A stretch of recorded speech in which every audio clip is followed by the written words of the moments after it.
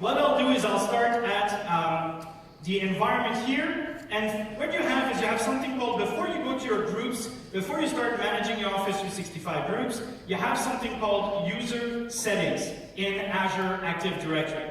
Of course, you need to have access to this layer. Under user settings, you will have different options. One of them is external users, manage external collaboration settings. And yes, you have some of these settings at the tenant level, but this is really the ultimate top of guest management where you can control it. Once I'm inside, the internet's pretty fast. Here you can control things like guest user permissions are limited, admins and users in the guest inviter role can invite. The guest inviter role, it's using PowerShell, you can choose who is allowed to add guests. And when you use that, they become part of this notion that is a guest inviter role in the business.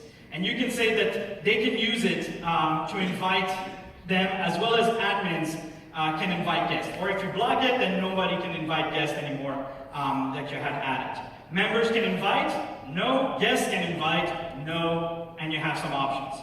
Then you can specify which domains are allowed to be added in your Office 365 and Azure as guest users as well. So all of this can be controlled here directly in the user settings.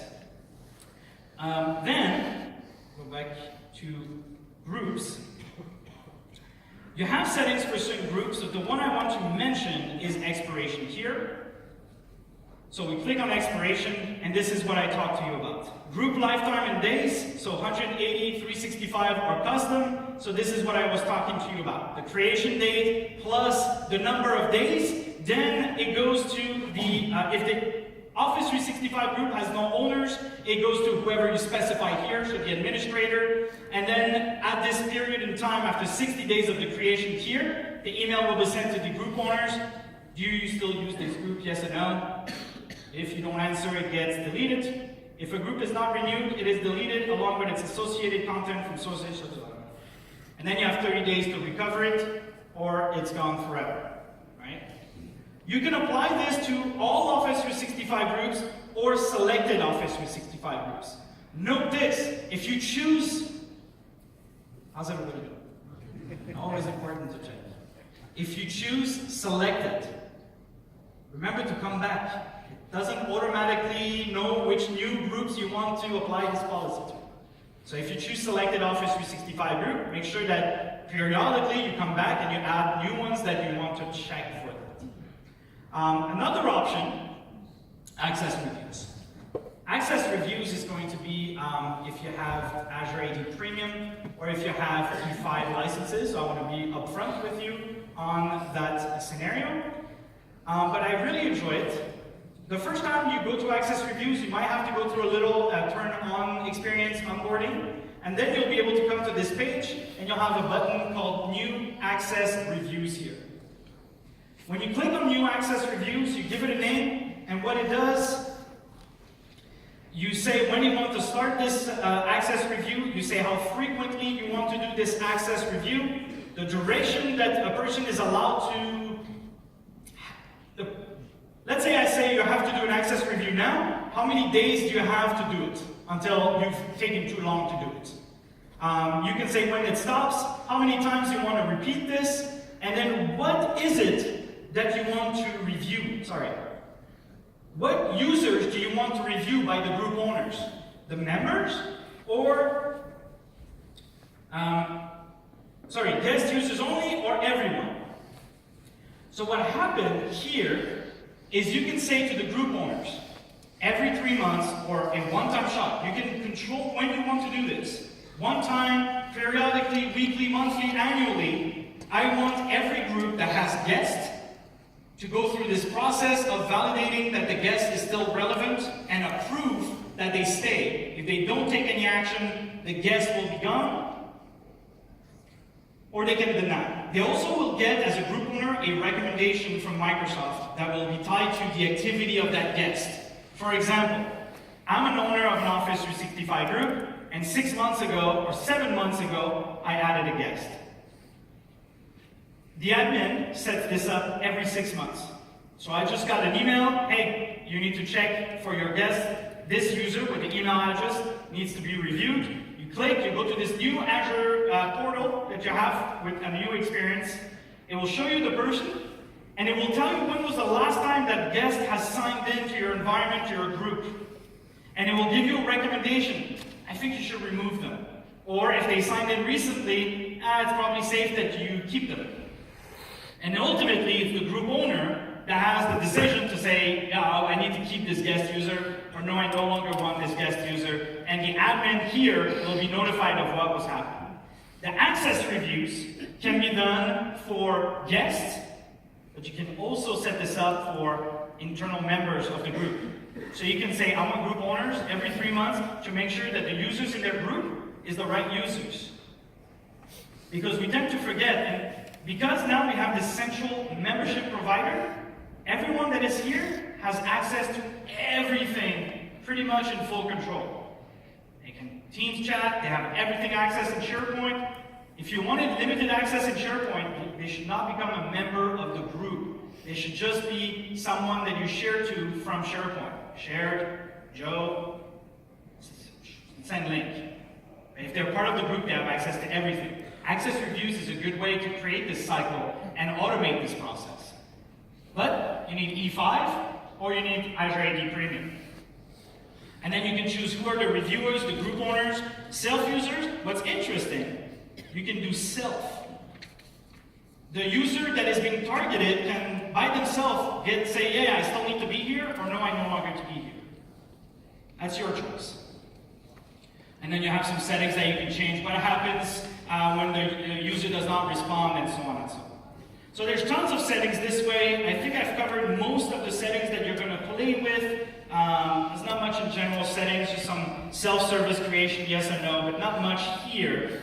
And then the next step is to go to the Office 365 Admin Center, where you will have other settings related to Office 365 groups. Whether it's going to be reporting, but more importantly, it's going to be where you manage retention for the site itself and everything inside of it, or where you're going to apply security. I get really excited about this feature, because for too long, we focus on technology. We have SharePoint, we want all the settings for SharePoint, and everyone and all their problems should fit in a site. And that's not reality. If a group of people in my company is working on a confidential project, they're not just working in SharePoint. They're emailing, they're using maybe chat, they're using a planner, so I need to control their intent. I want security on the work that is confidential, not SharePoint. I don't care about SharePoint. I care about what they're doing, and I want to protect that for my company. So this is really why this is the new Admin Center, by the way. You have to add your own edit. You can add your own things that you want to see in the navigation. But typically speaking, you'll have the list of Office 365 groups. Not much going on here. You can create some new ones, change the ownership, the members. Very basic management here. You can go to the SharePoint Admin Center. You will see the SharePoint site collections, and we'll tell you which ones have groups. You can go to the Microsoft Teams Admin Center. You will see the teams that obviously are connected to an Office 365 group, but the settings are going to be related to Teams. In SharePoint, the settings are going to be related to SharePoint because they're still individual products. They're just centralized in membership provider.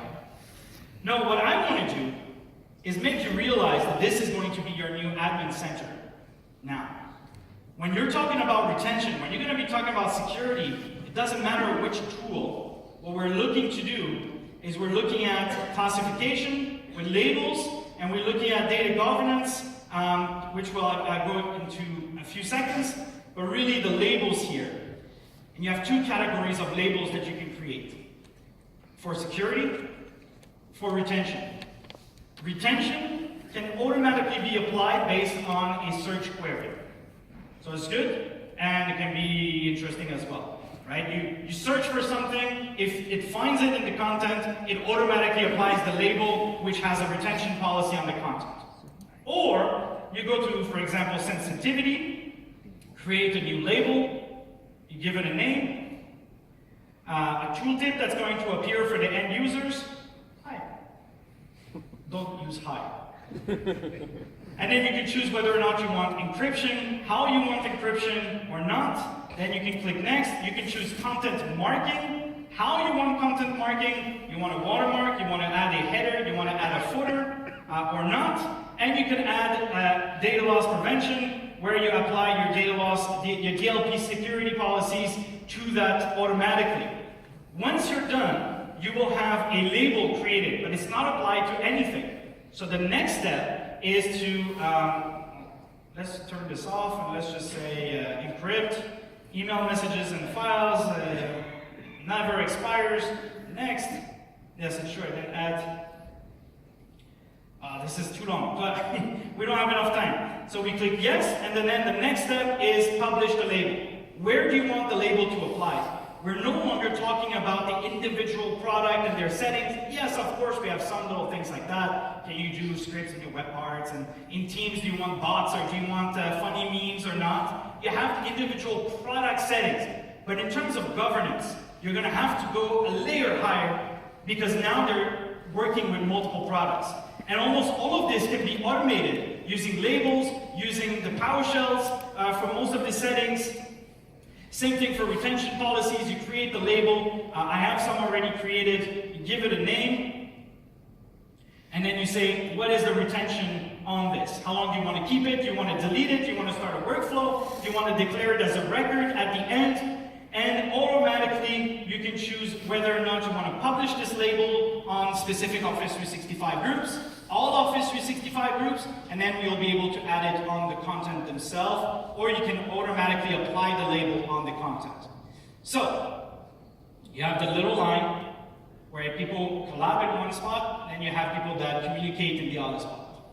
If you're collaborating on one spot, you're working inwards with your people in your team, you're looking at them, you're working. We're doing this in an Office 365 group, but they're going to use whatever tool is good for them. Don't try to force them tools. If they prefer to chat in email, let them chat in email. If they prefer to create SharePoint pages, let them work.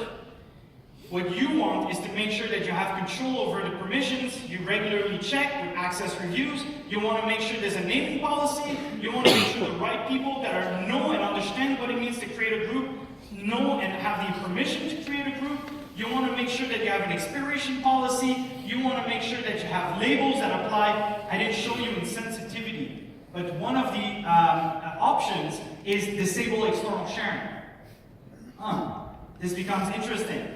Depending on the label applied inside of the Office 365 group on certain content, automatically the external sharing is disabled on it, even though a guest has access to the group, for example. So you really have a nice control over every aspect of your Office 365 group. You just have to learn to go one step higher, since now we have the entire group that we're working with. I'll go back to my slide because there's a lot of info that I want to make sure you know you have when you download the slides.